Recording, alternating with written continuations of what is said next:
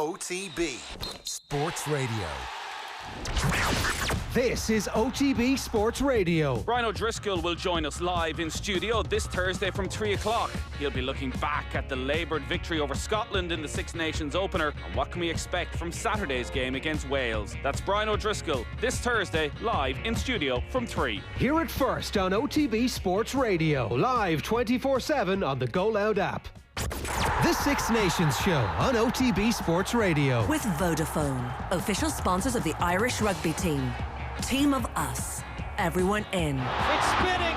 It's spinning! Updates, analysis and opinion across all OTB channels from start to finish. Gone on it! I've never seen a team like Ireland before. This is OTB Sports Radio. OTB Sports Radio. Good afternoon, and you're very welcome to episode 2 of the Six Nations Show here on Off the Ball, where every game week between now and mid-March we'll be here live from 12 o'clock on Thursday afternoons. We're streaming on offtheball.com, through the Go Loud app, on YouTube and across all the Off the Ball social platforms, brought to you by Vodafone. Team of us, everyone in. Get your comments into us now as well on YouTube or on Twitter at Off the Ball. What did you make of the first game under Andy Farrell? What do you think of the selection to play Wales this weekend? Too many familiar faces, or did the old ones justify their calls last weekend? What about Wales? They hammered Italy 42-0 to hit the ground running under Wayne Pivac. Illtud Dafydd of AFP will join us later on to chat about the defending Grand Slam champions as they make the trip to Dublin this weekend. And we'll talk to him a bit about the French Renaissance. He was at Stade de France last weekend. He's based in France, covering the French team and covering Fabien Galtier's side. I'm Neil Tracey. Cian Tracey is alongside me once again. Cian, before we get into, I suppose, overall vibes of last weekend and what we're thinking for this weekend, bit of good news in the last couple of days. New contracts for James Ryan and Jacob Stockdale, bringing them through to the end of the next World Cup. Yeah, it's good to get them out of the way early. I mean, I don't think there was ever really any danger of guys like that leaving. I believe Gary Ringrose will be the next one off the block there. It's good for the RFU, you know, to get the business done early. It's good from our point of view because there's no kind of silly rumours flying around, agent talk, things like that. But, I mean, James Ryan and Jacob Stockdale are two guys that, you know, you're going to build the team around. They're going to be stars at the next World Cup. Gary Ringrose is the same. So, yeah, it's a no-brainer really to get them signed up. And it's good news for Ed at the big game this weekend. Actually, one that's popping into my head there, like, you're someone who over the last few years you've had your fair share of the transfer stories coming through. When you're getting tipped off about them, how do you kind of worm them out, see which ones are legit, trust your sources, and just make sure you're not getting absolutely played just to bump up someone's contract or something like that? Trust your sources. I mean, you know, I guess like there will be a lot of agent talk that goes around, but I mean, if you have your sources who don't really generally steer you wrong, then you rely on them. Now, obviously, there's always scope for when someone agrees to join and then, you know, at the last minute something personal terms fall through, so you've got to be careful then. But of course, maybe people don't see that on the outside where they think you're kind of spinning a yarn, but it's not really like that at all. But yeah, I guess it boils down to trusting your sources, and thankfully some of mine have been quite reliable. You don't have to name names of who gave them to you now, but have there ever been a few wild rumours you've been tipped off about that have been absolute garbage and you knew early on that this is absolute garbage and you never ran with it? Of course. Like, I mean, there's always wild rumours. I mean, I think there's lots of wild rumours going around about the Saracens stuff at the moment because people are just assuming their players are going to leave. So, I mean, without even fueling some of them that they are, but you can imagine some of them yourselves, you know, some of these big English stars arriving in all sorts of clubs around Europe and especially Ireland. But I think you've got to be careful with things like that, you know. Again, it just goes back to trusting your sources, but like, there's a lot of wild stuff out there. I'm sure you've heard it as well. The fan forums, things like that, Twitter, people talk, so you've got to be careful to weed them out. Overall vibes anyway after last weekend. I watched it on Saturday. I think we were all a bit underwhelmed. Second viewing, I thought, was actually a lot better. I could definitely see things that they were trying to do, and I actually think Scotland probably didn't get enough credit out of the game that they probably deserved, because they actually killed off a lot of good chances when Ireland put together some good moves, and only for the fact that Scotland completely butchered tries of their own, it would have been very different. But Scotland were actually good, and I think on the second viewing it made Ireland look a little bit better. I 100% agree. You took the words right out of my mouth. I was at the game obviously last weekend, and you know, I was doing a dreaded live blog for a live match. It's the worst thing you can be doing at a game, because you've got your head stuck in a laptop updating it like constantly every minute, and you kind of miss the nuances of what's going on in the game. So yeah, I left the Aviva Stadium on Saturday a bit disappointed, which I presume most supporters were a bit, Ireland still won, and that's ultimately what it boils down to. But I was a bit kind of deflated in terms of I didn't really see enough of what the new sort of style of play, what the new game plan was. But I agree, I definitely hadn't given Scotland enough credit. We talked about it on the show last week about, it didn't matter who they'd have out half if the front five didn't show up, and they really did. I think Ireland were maybe a bit surprised by the physicality. They lost the collision area. But looking back on it, there were signs of what Ireland were trying to do. I thought the try was absolutely brilliant. It was great to see Cian Healy kind of playing in that playmaker role. There were a couple of other of those little ones. I think Tadhg Furlong had a little moment like that as well, where they're taking it up and just before they're getting to the contact, they're turning around and popping it off, having sucked in a couple of defenders. There were little bits and pieces like that dotted throughout the game where, like, they didn't all come off, but you could just see that they were trying to think a little bit differently. Yeah, I think there was a lot of evidence that there's still caught between the two schools of thought. I was writing about this in the Irish Independent on Monday. I think the obvious example was that of Jordan Larmour stepping into touch. And people probably maybe forgot that was 2 minutes before the Hogg howler. So, I mean, if Hogg had scored, you'd be talking about Jordan Larmour making a really poor error. But it was interesting. It was a really poor box kick by Ali Price over the top, an absolutely nothing kick, and Andrew Conway gets the ball close to his own line, and you can see him shaping up to clear the ball, because the first thought in his head is, okay, I've got to get rid of the ball. And I think that's the old school. I think 9 times out of 10 under Joe Schmidt you would have seen that ball finding the stands, but then he looks up and he kind of thinks, okay, I've actually got the licence to play this. You can see Jordan Larmour gives him the call.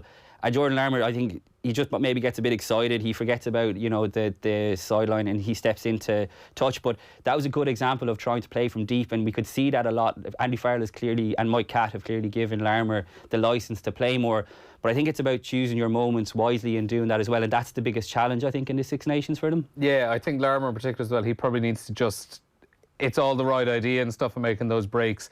I think, like, Conway and Jacob Stockdale, they just need to get a feel of each other, the three of them together, because there were a few moments where Larmour would break and it would be an excellent break, but he's all out on his own. The support really isn't there.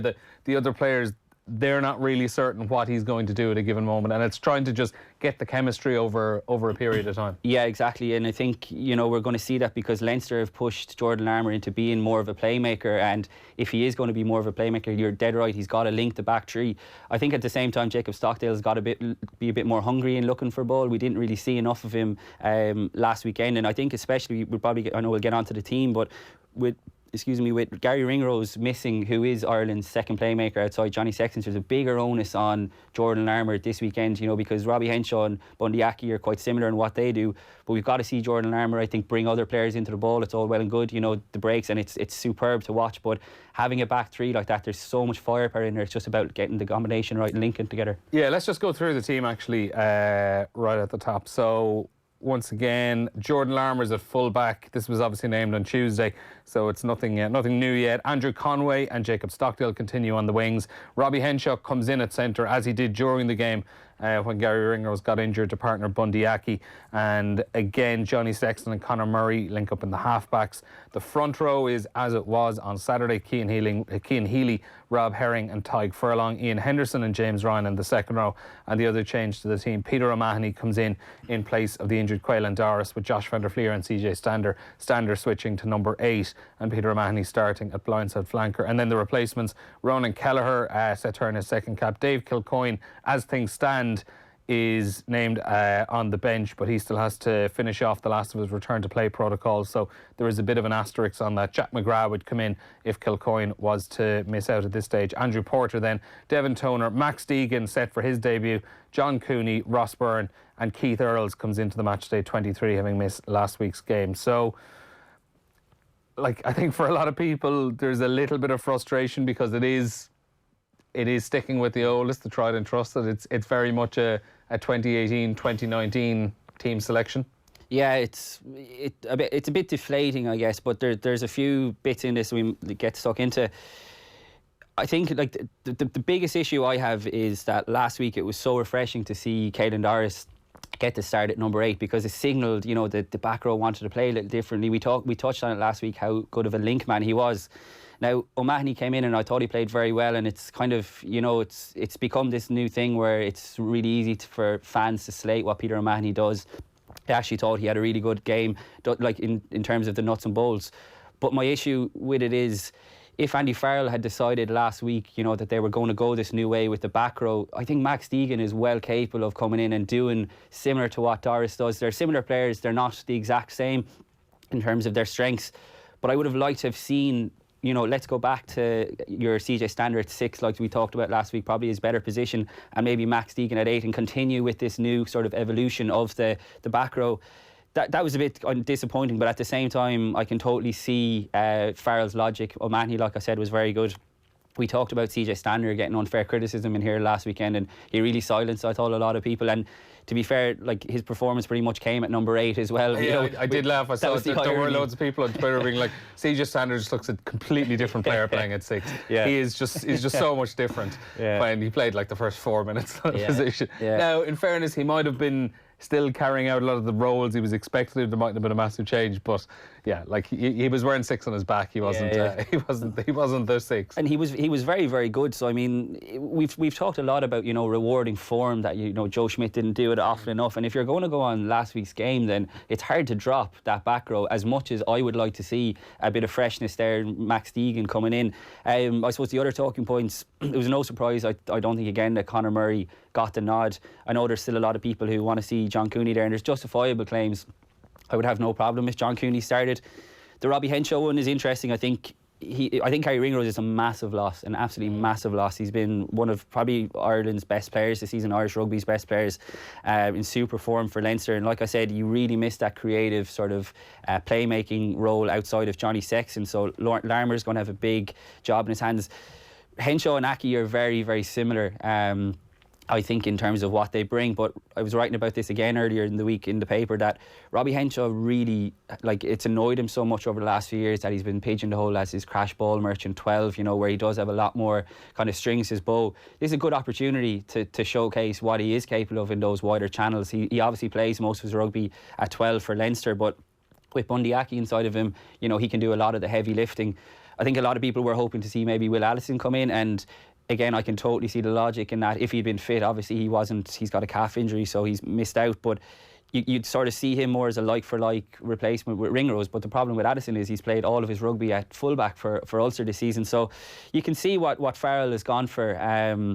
Continuity is key, but at the same time, it does feel a bit samey, doesn't it? I mean, this team could easily have played at the World Cup, and it's kind of, it doesn't feel like we've fully turned the page yet. Mm-hmm. So Wales have named their team in the last few minutes. One change in total. Nick Tompkins comes in at outside centre. George North moves out onto the wing, and Johnny McNichol drops off. It was probably the change that was expected.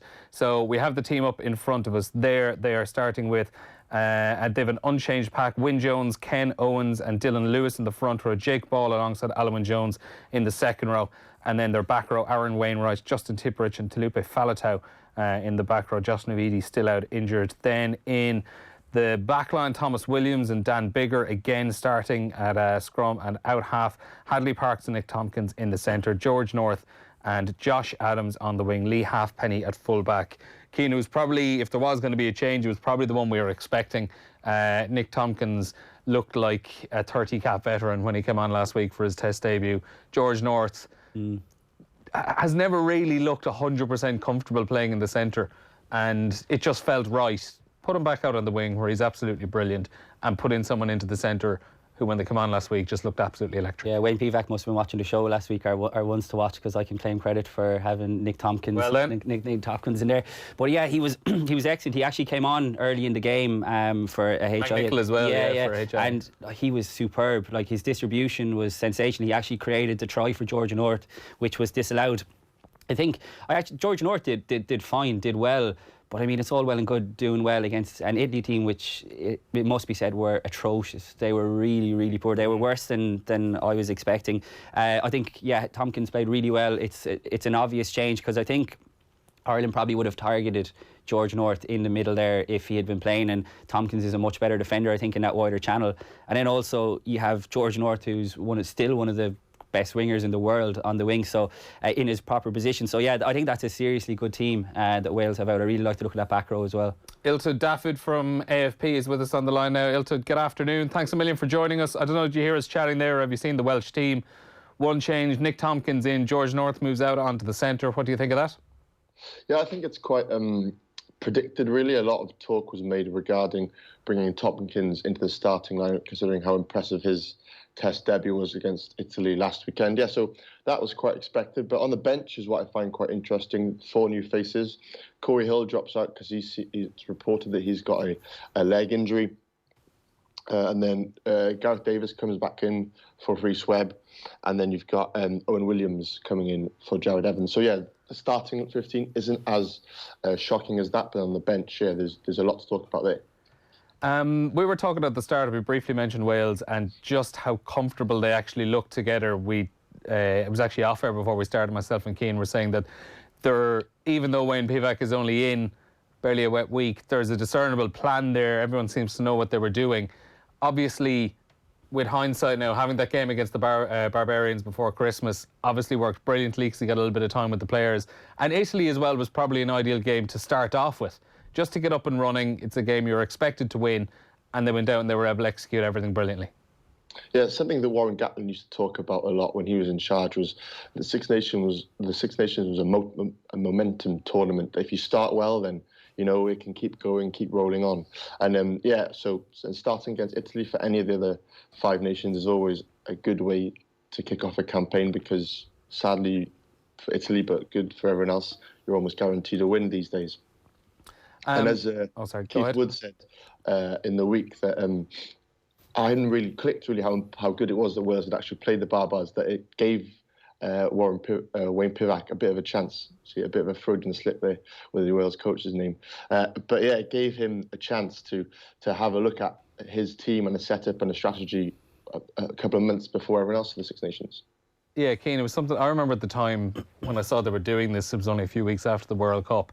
I was kind of like, God, is that money spinner? It's a money spinner. Yeah. Is that really necessary? Player welfare and all that. And then on Saturday evening, when I was thinking about it, I was going, God, it actually was a really good idea. Even if it wasn't a proper test, it was the Barbarians. There was an element of exhibition about it, but just to have those extra couple of weeks and get a few players out on the pitch. Yeah, I had kind of forgotten about it, and then I was watching the game back, and I was like, geez, they look very slick in terms of what they look like a team who were playing with that coach for the first time. And then you kind of compare it to what you'd seen from Ireland, who looked a bit muddled in their thinking, and then you're like, oh yeah, they had that Babas game, and you're right. I think we saw a lot of what Wayne Pivac is about, and I'm a really big fan of Wayne Pivac, what he did at the Scarlets, the style of play that they played.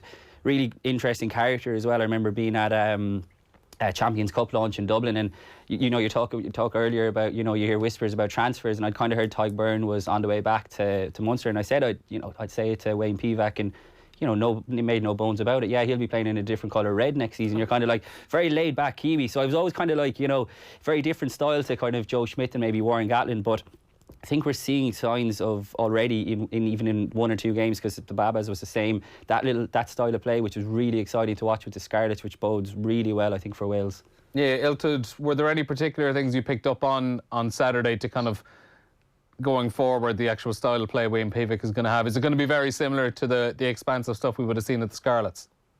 I hope so, because it was watching the Scarlets play under Pivac was incredible. It was a big breath of fresh air for Welsh rugby, because they weren't just playing in an attractive way, they were also quite successful in doing it. Remember winning Pro 12 finals, getting to Champions Cup semi-final as well. So that's quite impressive on the field as well.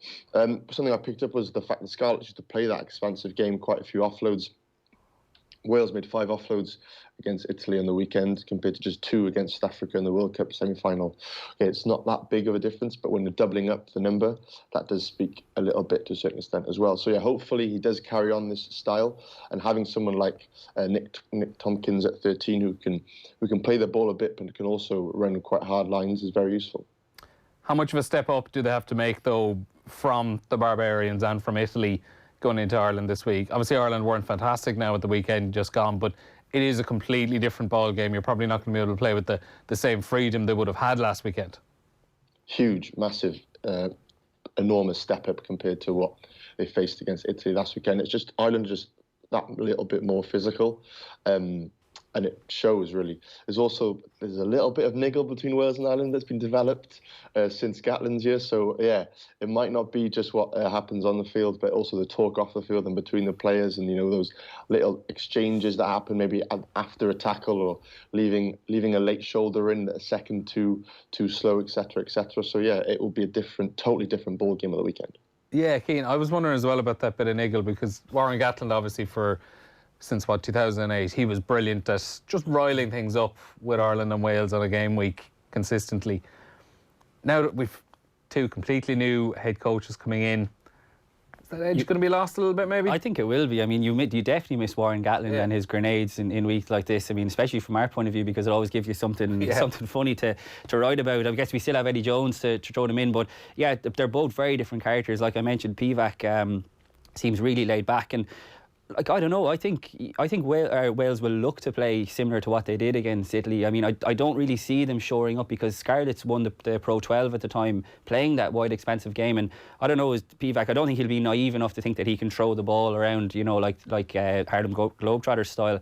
But I do think they will look to play this wide game against Ireland, because that's what he knows, and that's what has stood him well. I think it's going to be a big test for Ireland in that regard. They obviously kept Scotland trialless last weekend, but there was a couple of instances where we chatted about earlier that if Scotland were able to finish, they would have been in trouble. So I think Wales will have picked out certain bits in that. I thought Dan Biggar looked like a new man as well. I mean, that pass through the legs, he was playing with more freedom, because he can be kind of a rigid out half, what he's going to do. But I think with him pulling the strings, Adley Parks and Nick Tompkins, there's a really nice balance, I think, to that backline now. Yeah, and Josh Adams as well, Illtud. Obviously, he's a man that looks like he's going to seriously benefit from the style of play that Wayne Pivac has if he's trying to get the ball wide quickly. And what we've seen of Josh Adams in probably the 2 years since he came onto the scene for Wales, an absolute natural finisher. Yeah, ironically, he was let go by the Scarlets, who, when Pivac wasn't there at the time. But yeah, so Josh Adams grew up as a Scarlets fan in the Scarlets area in a little club called Hendy. And yeah, he's just a natural finisher. As you said, he's probably the closest finisher we've had to Shane Williams since he retired. I'm not comparing him to Shane Williams, because that would be very unfair to any player. But he does have that knack of finishing. I think his third try against Italy showed his desire and hunger to score, and score in quite a different way to what Shane Williams would do, with just a hard-line crash ball from 5 metres out and get me over the line to get that try. So yeah, he's selfish, but in the best positive way, because he just wants to score. He doesn't get the credit he deserves, I don't think, does he? Even in the World Cup, when he was top try scorer. Yeah, and even before it, you saw lots of newspapers, websites. We did it, players to watch, and very few people actually talk about Josh Adams. I don't know why that is, because he is, like Illtud mentioned there, an absolutely sensational finisher. So it's a bit of a weird one, I think, for me. He doesn't always get the credit he deserves. And Illtud, if there are areas of the pitch where Wales do seem a little bit light at the moment, where are they? I'm looking at maybe front row, their props. If Dan Biggar goes down, obviously there isn't a huge amount of experience there. Are there areas where if Wales were to be a little bit light that they would struggle? Yeah, so I tend to agree with you regarding the props, but more experience-wise, Wyn Jones and Dylan Lewis have got combined 46 Test caps. You compare that to the Ireland props, and they've got 138 Test appearances between them. So that's the weighing scale is very much in favour of the Irish there. But then what Wyn Jones and Lewis offer around the park is quite interesting as well. And then on the bench, Owen Williams, if he comes on just to make his 4th Test start, he could be under a lot of pressure there either. I want to ask you as well about France. You're obviously based in France, working for AFP Sport. You were there at the Stade on Sunday. Did it feel like the start of something new, or did it feel like maybe one of those one-off wins when everyone got behind France? Okay, it was just 80 minutes of rugby. It was a very good 80 minutes of rugby. I don't know why everyone has made a lot of it. I don't know if that's because of France or maybe because England lost and they can no longer win the Six Nations Grand Slam, which it pleases quite a lot of people as well. But no, France were very, very impressive, especially defensively. For 60 minutes, they kept out England. They probably would have kept England to a 0 if it wasn't for 2 superb individual brilliant tries from Johnny Mays. Collectively, they seem to be more together. They seem to be on the same, singing from the same hymn sheet as Fabien Galtier. They're all behind him. They've got incredible, talented individuals like Antoine Dupont or even Vincent Rattez. Yeah, but then at the same time, they've got a bit of grit, and defensively, they were just solid. They were just blitzing up. I was watching it in the press box. We've got, as you guys know, we've got very good seats in the press box, and you can kind of almost see how quickly the defensive line comes up. And it was just so typical of Shaun Edwards that it was centimetres away from being offside, and without and Nigel Owens calling offside, but they weren't. And that's what makes Shaun Edwards' defences so good. They live on that limits, and they're just almost perfection in defence. Yeah, the Shaun Edwards thing, bringing him in, I remember at the time, all I could think was, this is either going to be it's going to be a completely genius, or it is going to be a complete disaster. Now, we are only one game in. It looked very, very good at the weekend, and it seems like they've fully bought into what Shaun Edwards is doing. And I think the week that was in it, with everything Eddie Jones said as well, like, that's just playing into Shaun Edwards' hands. Yeah, and even their discipline, you know, which he'd have a big impact in that. And I was interested, you know, they picked it up on the TV. He was chatting to a couple of the players at halftime as they were walking back out, and I'm not sure what his French is like, but you can imagine he's the type of guy who's going to get his message across one way or another. I think the reason everyone is sort of making a big deal of this is because we haven't really seen France, you know, play like this in too long, and the Six Nations needs them to be a force again. Like, some of their play was absolutely sensational, and you look like the average age of the team. I think you really saw the likes of Dupont and Ntamak kind of, you know, coming of age as such, because they were the ones pulling the strings and guiding this team. There was just a lot to be excited about, but I think a lot to be fearful about, especially if you're someone like Ireland who's got to go to Paris this season. Now, we had Ron O'Gara on the show this week to discuss the state of the state of affairs for the weekend. Just going back to Wales, he said we probably aren't going to be favourites for Saturday's game. Where do you think this Irish team is at? It's trying to find its stride is where it's at, I think. And they haven't, for good reason, found it for a long, well over a year. So all the question marks are out there. But if you keep telling them that it's daunting, then they'll probably start believing that. And I'm not sitting on the fence, but I think you gotta inspire these guys to, you know, if Ireland get a win against Wales, it'll change everything. Even if it's like the win at the weekend, I think we should be probably grateful that it could have been a defeat. And imagine the mood now. Small margins, you know what I mean, and small things become the big things when you do them well. But you know, it's probably Wales' favourites for the weekend. But who cares? We've 80 minutes, but post to 2018, there's question marks everywhere. When we were on top of our game and there was flow, the weeks flew. Now, it's a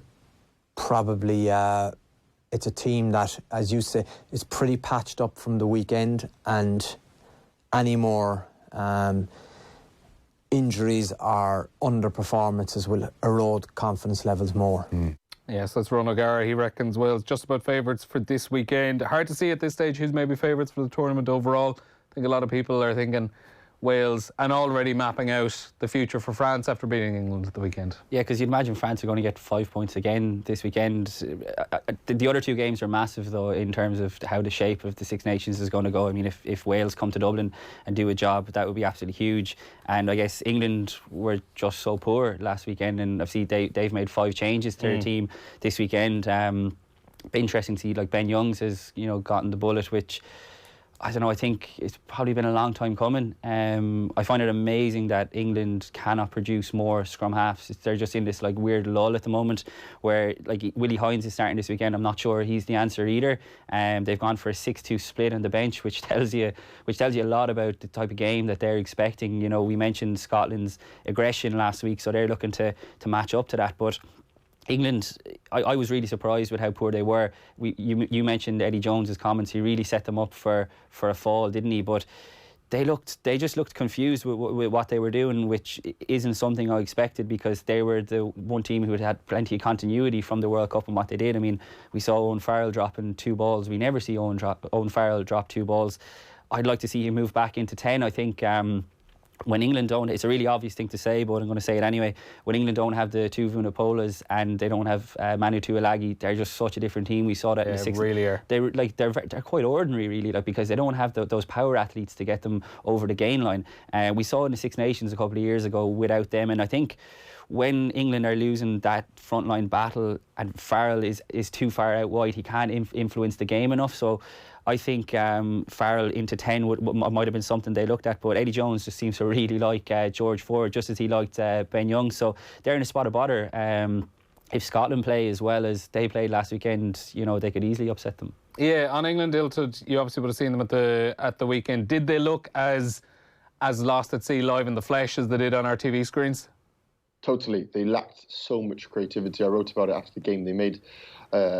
before the 60-minute mark, they made 6 inroads into France's 22 and took 0 points from it. And George Ford kicked the ball away a few times, as Cian said there. And Owen Farrell made 2 drop balls as well. It was so unexpected. But at the same time, I would have to agree with Cian there, say that without the likes of the Tuilagi and the Vunipola brothers, they do lack that bit of maybe X factor with ball in hand, apart from Johnny May, to really get over that gain line, which is so important at Test rugby right now. That you have to get over the gain line, so then the opposition defence is a bit unorganised, for then you can play a bit wide. And they just haven't got that at the moment without that trio. So, yeah, Scotland-England this weekend is going to be very tasty. Final call then, Illtud. We're probably running out of time. A bunch of predictions. Ireland-Wales, England, Scotland and France, Italy? I'm going to say Wales by 3, Scotland by 2, and then France by 20. All right. Illtud Dafydd, thanks a million for joining us. And we might even be speaking to you a little bit later on the tournament before Ireland go to Paris, last game of the tournament. So that is France covered, England covered. Anything else we want to go through? Back on the Ireland team, maybe the Wales team would have come out while we were in the early stages of the show. The other bits probably we didn't speak about. Conor Murray again continuing at scrum half. Were you kind of expecting that just about? Yeah, I think he did a lot of things well. His role in the try, the Johnny Sexton try, like I mentioned, was really, really good. And it's something maybe you take for granted because there was a slight little delay in that pass, and then he fires the bullet pass to Johnny Sexton, and that kind of helps create the hole. John Cooney did well enough when he came on. I think it's become so in vogue to let's all get John Cooney in. Thought some of his passing was a bit ropey actually when he came on, which is something that people don't often really speak about. Off his from left to right, he threw a couple of wobbly passes that I guess Farrell is probably looking at. So I don't think he probably did enough, and I don't think Conor Murray played poorly enough by any means to get dropped. I'd be interested to get your take on what went on in the front row. I was kind of writing about it today. I know a lot of it seemed like Reynald's interpretation, but you mentioned those Wales props. They had their issues against Italy as well, and they weren't up to much. So, I mean, and it's Roman Poit is the ref this weekend, so he can be a bit iffy. What was your sort of take on it? I thought it was actually it was one of those games where the scrum was a bit messy. I think it was kind of the Cian Healy and Xander Fagerson side where the trouble was coming from. It was one of those games for both of them, to be honest. Each one of them was doing something that they could easily have been pinged for, and it was one of those days where Cian Healy came off on the wrong side of it. I think Xander Fagerson, overall, he did actually quite well to rub up a lot of the Irish players the wrong way. I think he was probably very lucky throughout the game not to have gone to the bin at a couple of stages. There's a yellow card waiting to happen in him. I think most days when he plays, he can be very, very reckless out there, the way he throws a shoulder around. But in terms of the scrum, I think both of them were at it. Matthew Reynald was probably guessing along the way then as well. He had a really poor game. I mean, there was just no consistency. Someone in one of the Sunday papers pointed out at the weekend, I can't remember who it was, and he was saying that Matthew Reynald's biggest mistake was the amount of times when he was speaking to captains, he said, I may be wrong, but... It was bizarre. Don't say that. Don't say it. It was bizarre. And I was looking... Just say, I'm the referee, it's my decision, go away, stamp your authority. Don't even put the idea in their head that you might be wrong. I was watching it back and I couldn't get over some of his decisions. And I picked out one clip that I put up on Twitter in the second half, because at the time when I was watching it, I could see Conor Murray remonstrating with him, and I was like, what is going on here? And you have the ref mic in, and you're like, you can hear hear him, but I watched it back and you can hear him on the ref mic. He asked him 8 times if the ball was inside the 22, in other words, so that he could kick it directly out. They brought it in with the maul. Yeah, exactly, which was a totally fair enough question to ask, and he just would not answer him. It took him 17 seconds after he first asked and 8 times. Like, it was bizarre refereeing. So, and in fairness, like, Poit can be iffy as well, and he's going to be a big factor, I think, this weekend. But like I mentioned, the Wales props I thought struggled a couple of times in a couple of scrums against Italy. So I mean, Ireland really need to sort of shore up that, and I think that's an area they can definitely get parity on. The one other part that I wanted to mention was, we spoke about how Ireland did look like they were trying things a little bit more on the second viewing. What I did notice then on the second viewing as well, though, was they were trying that for the most part, in between the 22s. And I found that when they got up towards the try line, they shut back down, they played it safe, and it just feels maybe for the last few years that they're only willing to try something in the 22 if there's a penalty advantage. Yeah, and in fact, the try came off penalty advantage. Yeah, they'll go in there, they'll pick and go, they'll play things short and wait for the point where Scotland or whoever gives away a penalty advantage, and then they'll try the little kick through the middle. Then they'll try a little grubber or go over the top in towards a corner, or try pull off one of those moves like they did for Sexton's try. It just feels like they're waiting for a no pressure moment. They're not willing to take the chance. It kind of goes back to the point I made earlier, them being kind of caught between the two schools of thought, because that was a hallmark of Joe Schmidt's time, that it was so prescribed, and a lot of their tries came off sensational set piece plays, which I think, actually, just as a side note, is going to be interesting to see what Mike Catt has up his sleeve, because if Joe Schmidt was one of the best in the world at coming up with these trick plays. But I think you're right.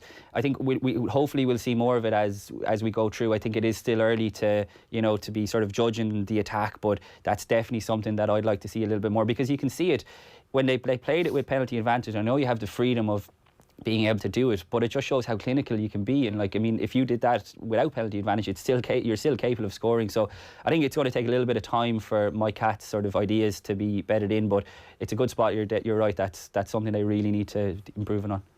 Right, we'll get our predictions a little bit later on before we finish up. First, though, women's team against Wales this weekend beat Scotland 18-14 at the weekend. I thought first half they looked absolutely brilliant. They looked absolutely brilliant up until conceding that try right on the stroke of half time.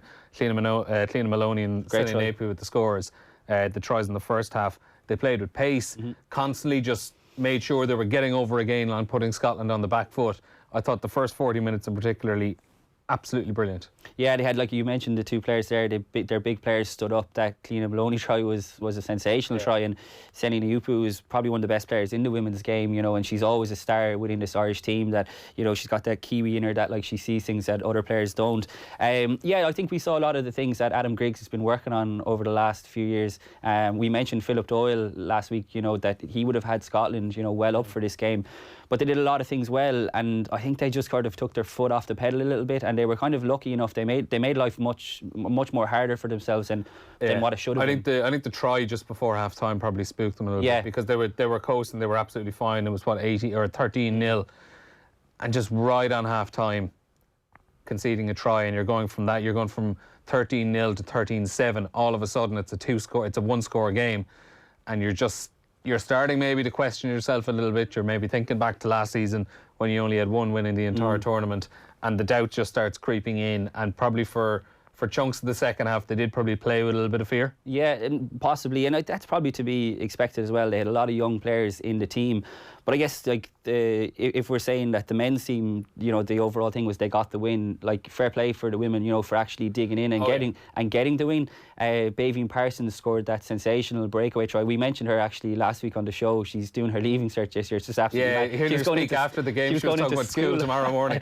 I felt sorry for her. It was absolutely bizarre. And even someone like Dorothy Wall came off the bench, and Claire Cohan, and Dorothy Wall really put herself about. Was really aggressive. The Baveen Parsons try, though, that was full-on all-or-nothing stuff. Because she was the last player in, I think Scotland had a 3-on-1 overlap. She was the last Irish player there. It was either go for this, it's all or nothing. You get the ball, you intercept, or you don't get the ball. There are two Scottish players with just ground in front of them towards the try line. She got the ball, and she ran like the wind. I suppose Jacob Stockdale has made you know an art of it, and when Jacob Stockdale does it, it's a great call. So I think she deserves a lot of credit 100%. Because if it hadn't, she had to go for it. It was a try otherwise. And she's serious pace. I mean, we've heard a lot about this. If she tried to drift, she wasn't going to get over on time because they still had another player outside. So a serious pair of wheels, though, wasn't it? It was really, really impressive, and it's great to see. I mean, her kind of, you know, that's her off the mark now. Hopefully, she can kick on again. And you mentioned as well, it was all about getting the win for them.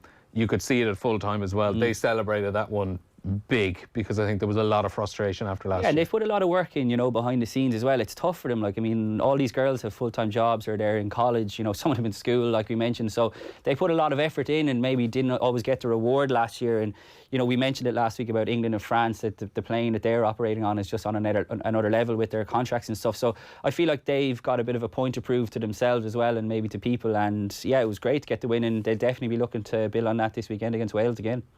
Now, a couple of other bits. Quick word before we move on to a couple of other topics. Under 20s, decent enough win. Yeah, it was good. Big pack, and they know how to use it. Yeah, it was good. Like the 20s is such a mad age grade because, like, when you're watching it, the structure is just so different to what you see at, you know, professional rugby, which often makes me wonder sort of almost how beneficial it is, because when you get to senior rugby, it's way more structured, but it is great fun to watch, isn't it? The 20s, it always is.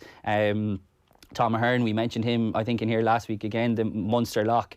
Geez, he's an absolute beast, isn't he? 6'9", I think. You can imagine him and RG Snyman in a few years in the same second row for Munster. It's good to have Munster to have another forward to look out for. Jack Crowley was very, very good at out half, scored that try that it was great, but he should never have been allowed to get over by that last Scottish defender. And I thought Hayden Hyde at 12 was really, really impressive. A former forward who's playing in midfield now. He was an absolute unit who got Ireland on the game line. They're going to have to tighten up their defence, though, because as they move through this tournament, better teams will pick them off. Wales, obviously, Friday night in Irish in the Park, and they had a shock defeat at home to Italy last weekend, so they'll be coming to prove a point as well. Right, we have started a new topic this week, alternative moments of the week. Just pick out 3 things, not necessarily like best tries or anything like that, just individual moments. It can be something absolutely huge, it can be a match in and of itself, or it can be something incredibly small. I think I sent in, I texted, and I ended up picking the 3 good ones. We'll alternate it this week, so we'll go one at a time. But the 3 I went for, the first one, it was the one everyone's been talking about, Anthony Bouthier's kick. Incredible. The tight spiral, it's back. Oh, it was a thing of beauty. Long? But like 5 metres, 5 metre line to pretty much 5 metre line. It was incredible. Tight spiral. In the air, he kicked it from the 5 metre line. It bounced, I think, about, it's kind of in between the 22 and the 10 metre line, so you're talking 30 metres out. That's 65 metres of carry. It was insane. Under pressure, 5 metres out from his own try line, and just hoofed it. Yeah, and like you mentioned, the spiral is just such a like, it's just so nice, isn't it? So pleasing on the eye. Actually, this morning I saw Quaid Cooper had a video up on his Instagram. I don't know if you saw that. No. He was kicking a ball, like, wherever he's in Australia, and kicks about 4 cups of coffee, a ball, but it lands in a guy who's carrying 4 cups of coffee and splashing from a good distance, it might be said. So it's worth people checking out that. It's unbelievable kick as well. It's a week of absolutely sensational kicks. I think it was the cheer actually as well, because that was a huge moment. It was like 17-0 France good, wasn't he? Yeah, it was brilliant. Very good. But from going from under your post, they just turned over the ball, hoof it up the field, and all of a sudden it's an England line out 5 metres from their own try line. More spiral kicks, absolutely fantastic. Please, more spiral kicks. Dan Biggar's between the legs pass to Josh Adams. We spoke about it at the start. That was just amazing because he sold it so well. The fact that he had turned in, he knew he was going to do it beforehand. And I think what a lot of pundits have pointed out was that actually drew in the last Italian defender. Yeah. Because Dan Biggar had turned in towards Thomas Williams, his scrum half. The shoulders were pointed in. Naturally, the Italian defender is thinking he is going to be targeting that gap. He's going to be running back in field. If he's facing so far in towards his pack, he is not going to be turning and spinning it out to Josh Adams. So he got sucked in and drawn in, and just getting the ball, flick it back under the legs, and just did it perfectly straight into Josh Adams. When I saw it first, I'm like, did he really need to do that? But then I'm like, why are you even thinking like that? I mean, we need to see more of this as well. I mean, remember Brian O'Driscoll's one back in the day as well. It was great, and like I mentioned, it's a bit more signs of Biggar playing with that bit more freedom, you know, because he has been a bit rigid in what he's doing. But it was just a thing of beauty as well. You got there before me as well with that one. And then you have to. It's not necessarily Stuart Hogg knocking on the ball that I've gone for. It is Stuart Hogg in the moments after realising, oh, I need to pretend I've scored a try here. Because he knocks it on, and you can see on the replay, he takes about a step or two, and you can kind of see this half grimace on his face where he knows he's knocked it on. And then reality sets in. He's like, sell it. You got to sell it. He starts pumping the air. He starts hugging teammates. Oscars, is he? No, he starts pumping the air, hugging teammates, and it's just. You knew it. You knew he was up to something. What I liked about that as well was, did you see the replacements' faces? They were like, they could not believe what they had just seen. The Scottish subs were just there. It was cruel. It was absolutely cruel. But I mean, it's a lesson out there for young players. I mean, just put the ball down, just dive. Was this in Chris Ashton this week? You know, people are slagging him about the ash splash. Yeah. But I mean, there's the benefit of just, you don't have to necessarily do it that extravagantly, but just get to try and score it. Right. I've taken the good ones. Yeah, so we mentioned that we wouldn't try and go for tries, but I found it hard not to pick out a couple of tries. Johnny Sexton's try was, I mean, there wasn't too many high quality moments in the game, and we've touched on it already. Just like the offload from Cian Healy and that like pass from Conor Murray, the way he disguised it, and also Jordan Larmour's decoy run within that was really important. And I think it's a sign of what Ireland can do. Like you mentioned it, we've already touched on it when they're playing on penalty advantage, but we'd like to see more of it, not just when they have penalty advantage. And it was great. I mean, Johnny Sexton's first time captain in Ireland in a Six Nations game. You know, he's got a bit of stick from some people about he shouldn't be captain, blah blah blah. And I just thought it was a really, really good moment for a guy who probably deserves it. Went for another try in France. I went for Charles Olivon. Yeah, I went for his second one. There's a few things in this that I just absolutely loved. I thought he had a super game. It was really, really impressive. A guy who's been around the block for a while, but he's come in now and he's captain. I thought the back row worked really well. What I liked about it was Antoine Dupont. His little break, I mean, he's just one of the best players in the world to watch at the moment. He dances around a couple of defenders, plays in Olivon.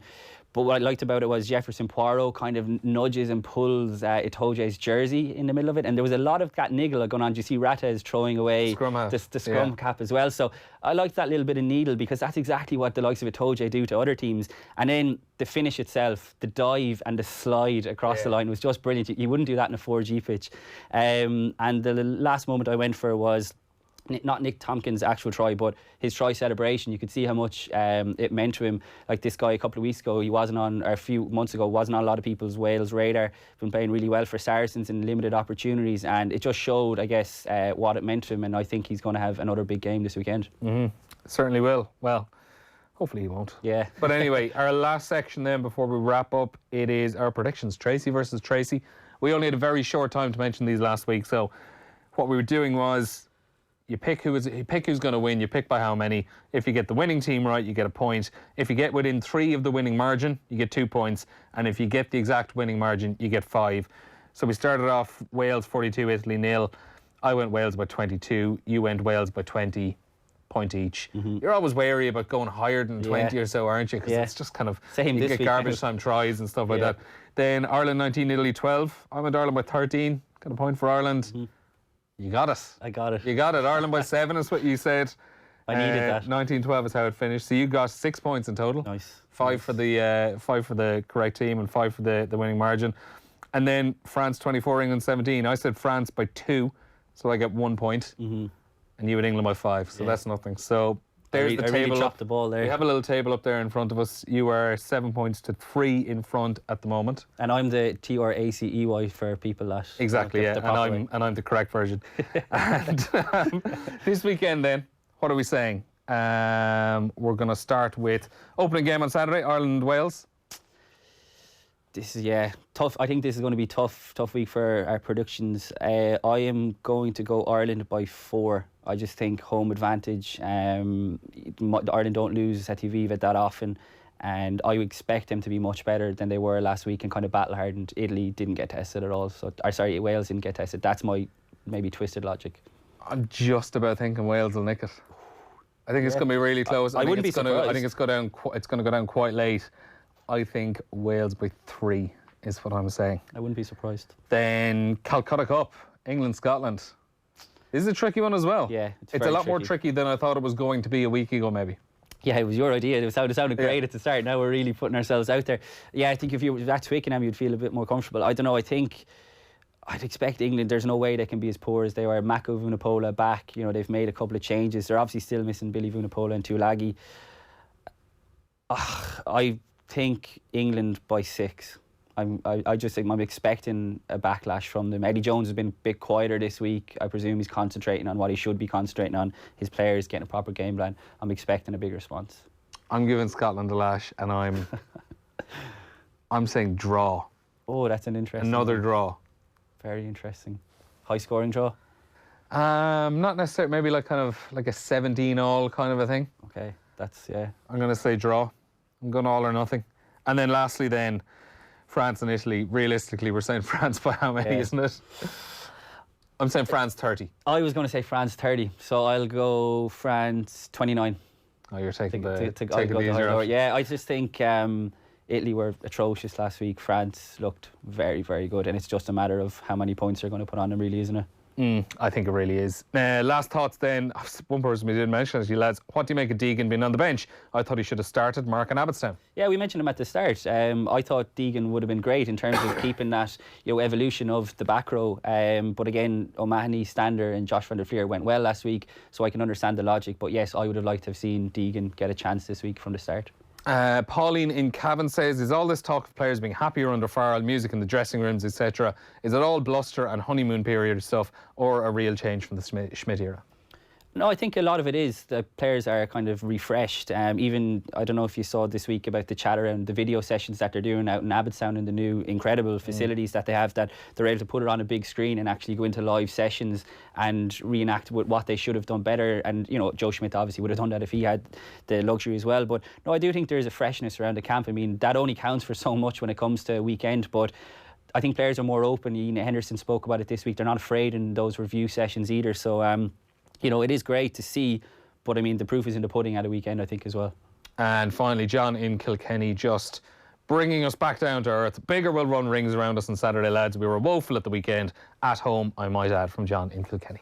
Ireland, they weren't woeful. Scotland were good. It goes back to your point that Scotland didn't get enough credit, I think. Second viewing, I was definitely more impressed. Yeah. I wasn't impressed. More impressed coming from a very low bar. Yeah. But they absolutely weren't woeful from John and Kilkenny. Right, Cian, thanks a million for coming in. Enjoy the match on Saturday. We'll have loads more reaction coming up, or preview coming up over the next couple of days, starting with Brian O'Driscoll on Off the Ball PM tonight. But loads more coming up ahead of Ireland against Wales on Saturday. We'll be back in a couple of weeks' time, because Six Nations break week is next week, and we'll see you then. The Six Nations Show on OTB Sports Radio. With Vodafone, official sponsors of the Irish rugby team. Team of us, everyone in. Off the Ball 2019 IMRO Radio Awards Sports Programme of the Year. Salah takes the shot. Oh, Mo Salah with one of the goals of the season. Who will see their dreams turn into reality? Whose names will be...